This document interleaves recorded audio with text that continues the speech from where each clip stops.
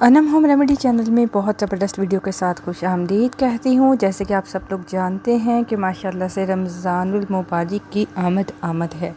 तो रमज़ान शरीफ में तली हुई चीज़ें खाने से, पकोड़े समोसे वगैरह खाने से मैदा ख़राब हो जाता है, पेट ख़राब हो जाता है।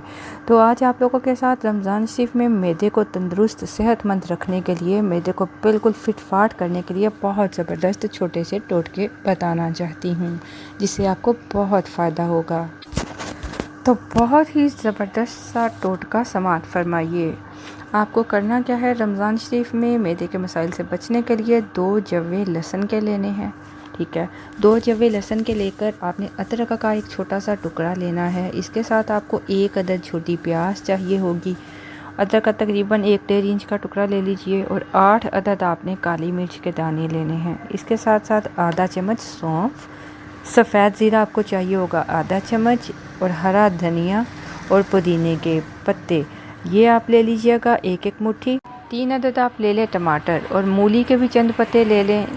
और सिरका आप अगर आपको पसंद है तो उस पर ज़रूरत थोड़ा सा मिला लें।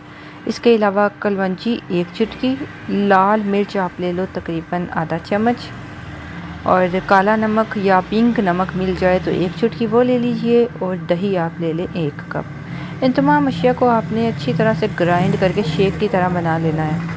बहुत ज़बरदस्त लज़ीज़ सी चटनी बन जाएगी। ये कब्ज़ का शा भी है, इससे भूख भी लगती है, मैदे की गैस तेज़ाबियत ख़त्म हो जाती है। ख़ासकर रमज़ान में इफ्तारी के वक्त आपको पता है इसका इस्तेमाल बहुत फ़ायदेमंद साबित होगा। ना इससे भारीपन होगा और ना ही आपको इंशाअल्लाह पूरे रमज़ान में पेट के मसाइल दरपेश होंगे। इसको ज़रूर आज़माइए, और वीडियो पसंद आए तो शेयर कर दीजिएगा, टोटका पसंद आए तो ज़्यादा से ज़्यादा लोगों को भी दीजिए। इजाज़त चाहूँगी।